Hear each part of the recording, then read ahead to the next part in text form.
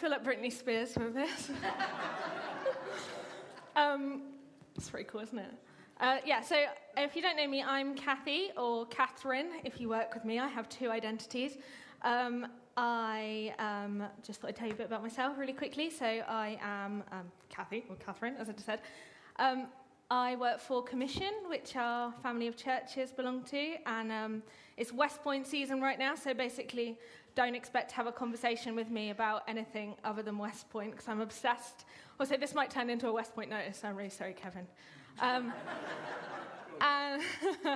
I like biscuits, I like coffee, I like rubbish television on Netflix. That's me. And one of the other things about me, and this is on topic, is that I can be a little bit of a pessimist. Not all the time, but sometimes. Kids, if you don't know what that means, basically it means that I sometimes, not always, but sometimes, have the tendency to expect the worst in a situation. So I want to start by asking you guys a question this morning, and I think a picture will come up. Are you a glass half empty or a glass half full kind of a person? Now, kids, if you don't know what that means, again, if you are a glass half full kind of person, you see the water in the glass, it's all good, happy things, you expect the good stuff. If you are a glass half empty kind of person, as I can sometimes be, you see what isn't in the glass. Okay, got it? Does that make sense? Cool. So, authentic moment. So put your hands up if you would say you are a glass half full kind of a person. Cool, that's good, that's good, that's good.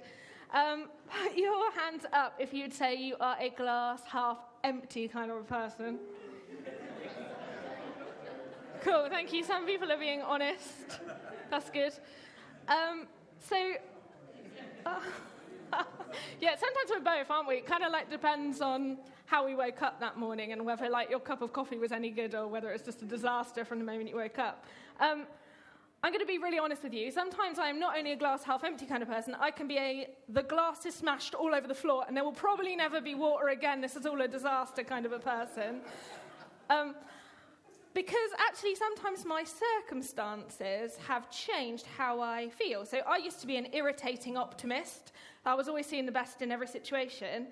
And things have happened that I won't go into, but life didn't work out at this point exactly how I wanted. And that has made me sometimes be the glass is smashed on the floor kind of a person. My flatmate, also affectionately known as Sam Pink, is a let's be honest and real about how empty or full the glass is, depending on how close you were to drinking it. I did ask her permission. We're different. She thinks the very question is a bit silly because basically there is an answer or there isn't an answer. But anyway, it's fine. I did ask her permission before I said that, by the way. Just so you know. Oh dear, I've derailed already. Okay, back on track. So another way to frame this question is, are you expecting the goodness of God? Even when you feel like maybe things haven't worked out the way you wanted, maybe it all feels a bit of a mess, are you expecting them to get better?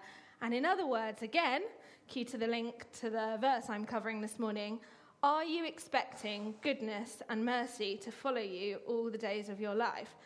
Now, this verse is pretty awesome. It's one of my favourites. And as John said, we've been asked to share our favourite verse with you this morning. And this is one of my favourites. So I'll just read it now. So it's Psalm 23, verse 6. It says this: "Surely your goodness and love will follow me all the days of my life." And I put my notes in the wrong order. "And I will dwell in the house of the Lord forever." Other translations say, "Surely your goodness and mercy will follow me all the days of my life." So, side note, just quickly, I had wanted to do my other favourite verse, which is, "And Jonah was vomited onto the shore," because do you not think that's hilarious that whale vomit is literally in the Bible? I don't know. I think that's hilarious. I couldn't believe it when I found that out. Kids, did you know there was whale vomit in the Bible? Because I've even found some pictures. There weren't many pictures on Google for whale vomit, but I have tried. That's correct. I mean, that's a bit of a freaky fish, sorry. And I think there's another picture as well that I just thought was quite funny. I don't know. I thought that was funny. I might just be a bit mature. Sam didn't really feel like that's what they were going for with the summer series. So anyway, we'll go back to my more serious point. Surely goodness and mercy will follow me all the days of my life. And the amplified version of this, pretty cool, says this: surely goodness and mercy and unfailing love shall follow me all the days of my life, and I shall dwell forever throughout all my days in the house and in the presence of the Lord. Are you expecting goodness and mercy to follow you all the days of your life? Now, that's all I want you to take home really today. I don't think it's particularly complex or whatever, but sometimes it's good to hear the truth, isn't it? That goodness and mercy, regardless of our situation or what the evidence might seem to be saying to you, goodness and mercy will always follow you. So, when I was looking up this verse, which was written by a guy called David, they say that David was a shepherd, and he was probably using a bit of shepherdy analogy. Shepherds use sheepdogs to guide or steer their sheep. I think there's a picture. Yeah, cool, pretty cool. The purpose of the sheepdogs is to guide or steer their sheep and to protect them to stray away. So maybe he was thinking about goodness and mercy being like two sheepdogs named Goodness and Mercy. That's what I'm imagining anyway. So I need some volunteers, probably 2 volunteers initially. Oh dear, this is not great. Okay, come on, Josiah. We need 1 more volunteer. Do you want to be my volunteer? No? Anyone? Okay, come on, I'm Ruben. Thank you. Oh. Woo, woo, woo. So, I went on a wild goose chase to find dog ears yesterday. Peak's party store delivered. So, who wants to be the spot ears and who wants to be the brown ears? Do you want to choose? You want to be the brown ears? Okay, cool. Let's put these on. Cool, thank you. And I am aware that sheepdogs aren't Dalmatians, but you can't really not buy the Dalmatian ones, can you? Guys, do you want to stand just around the front so you're not hiding behind here? Okay, so this is goodness and this is mercy, okay? Can you give me your best dog impression? That was a cat. That was a cat. Okay, try again. Give me That's good. Ruben? Oh, that's good. That's really good. Cool, okay. So, I'm just going to explain what goodness and mercy even mean. Again, my notes are in a really weird order. Just bear with, everybody. Okay, so goodness is just how it sounds. It's good. It's the opposite of whole. So who did I say was goodness and who did I say was mercy? You goodness. Okay, cool. So, goodness, this one here, Reuben, otherwise known as Reuben, is just how it sounds good. It is the opposite of bad. It's whole and happy and full.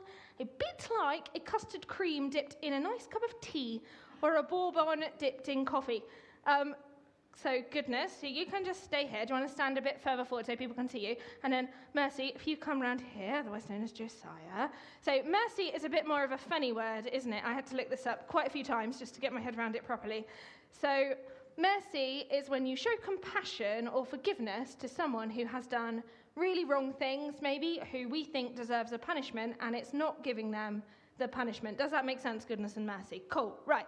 So now I need more volunteers, which I feel like is going to be a challenge. Jonah, I feel like you're going to have to get involved. I'm so sorry. Right, come on.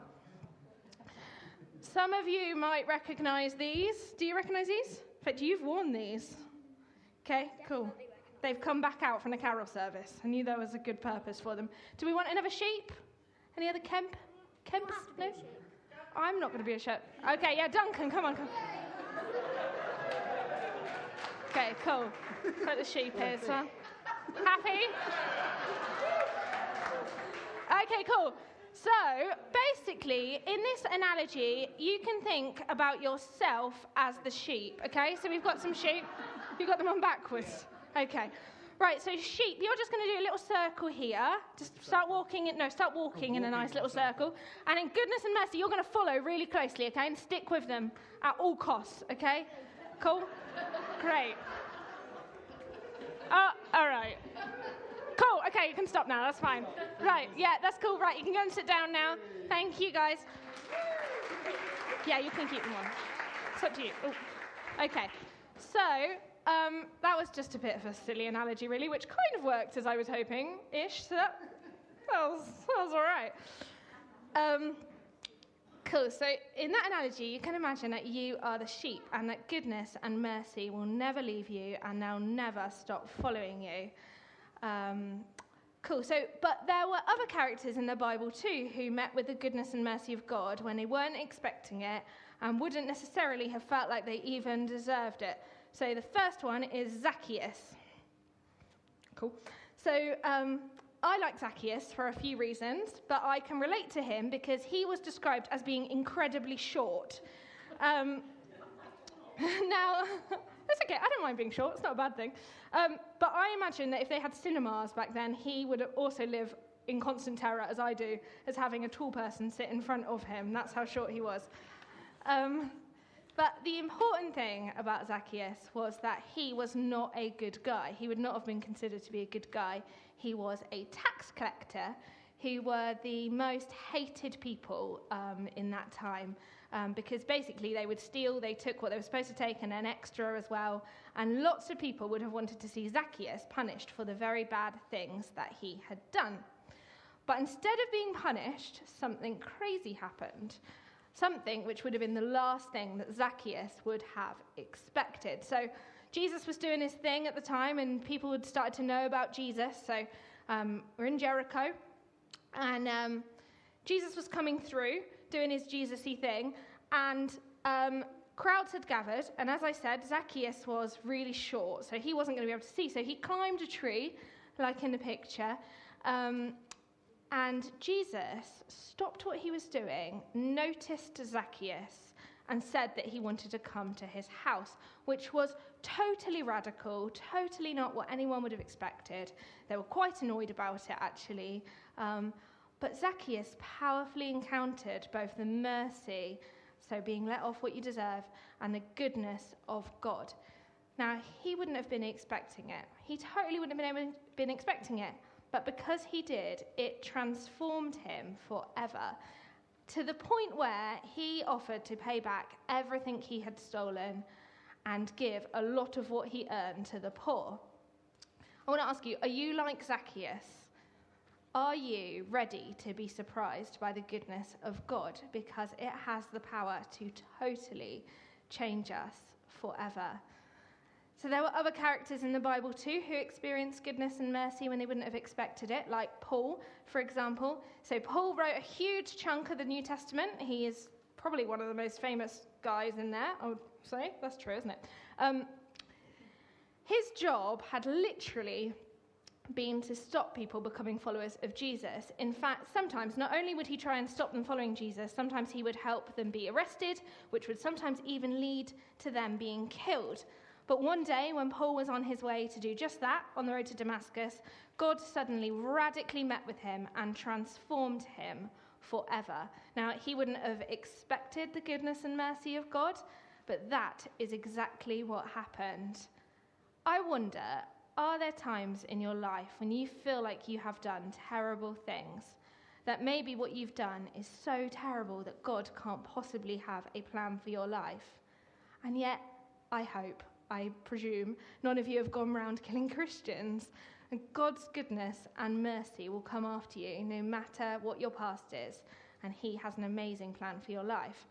And then zooming forwards, there's a woman at the well. Not forwards chronologically, but anyway. There was a woman at the well. She was there collecting water when she met with Jesus. And the Bible says that she was there at noon. And we know that most people would have collected water early in the morning or in the evening when it wasn't so hot. So if she was there at noon, then it probably meant that she didn't want to be seen because of the bad things she was doing. But instead of going unnoticed, she met with Jesus. Again, totally not what she would have expected, not what she would have thought she deserved. She met Jesus, who showed her love and goodness and mercy. And I bet it transformed her as well. And then we have Lazarus. Now, Lazarus had died. It was about as bad as it possibly could have got. His glass was definitely smashed all over the floor. It was a disaster. It can't get much worse than that. And yet, Jesus turns up, and boom, the whole thing is transformed. He comes to life again. I mean, you don't get much more awesome and unexpected, actually, than that, do you? So I wonder, are you expecting the goodness of God? Are you ashamed by the things that you've done? Has life gone a little bit wrong?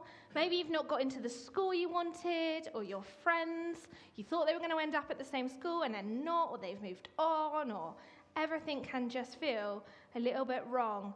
Maybe you've got ongoing health issues that just don't seem like they're resolving. Maybe you're in a job you really don't like and you want God to do something different and it just doesn't feel like he is. And maybe you don't feel like there's much goodness left. Maybe your glass is well and truly half empty. But if that's you, can I encourage you to think again? Can I encourage you to look at some of these examples of characters in the Bible? Kids, why don't you go home and ask your parents to bring them up later to show you some of these stories? There are loads more too. There were loads more. Even Jonah, actually. I mean, he'd been swallowed by a whale, and yet God still used him. God still turned it around because God is so good at turning our disasters around. And he's done it before, and that means that we know he can do it again, which is so cool. So just want you to close your eyes for a minute. Just want you to spend a moment before God and thinking, what would it look like for you? And kids, this is for you too. You just close your eyes and know that God is with us. What would it be like for you to truly know that goodness and mercy are following you, like those sheepdogs? If it helps you to remember it like that, what would it look like to hear their footsteps behind you, to know that you're being pursued, being shepherded? Did you know that you can never do anything for them to abandon you, for the love of God to leave you? That song was really awesome, wasn't it, earlier? There wasn't a day where you weren't by my side. And, you know, there have been times in my life where that song has made me bawl my eyes out because it's not felt true, but it is true. So why don't you just take a minute before God now for him to remind you? What would it look like for goodness and mercy to be with you at school, in the playground, at work, in your family? Maybe you're not a Christian this morning. Maybe you can't even imagine what it would be like to know that goodness and mercy were with you. Maybe you want to come and talk to someone this morning and ask how you can get to know that too. But God is there. He's always there. He never, ever leaves us. So I'm just going to pray for a minute and then we'll finish. God, thank you that you are so good. Thank you that you love to turn things around. Thank you that with you, our glass never has to be half empty. It's always full. It's more than full, God. Just pray that we would know that this week, today, that we would know that you're with us, that you love us, that your goodness and mercy will never, ever, ever leave us. God, I just pray that even in the things that might be happening right now, we can all think of things where you just can't see goodness and mercy. God, I just pray you would come even now and flood us with the knowledge that you are with us forever. Amen.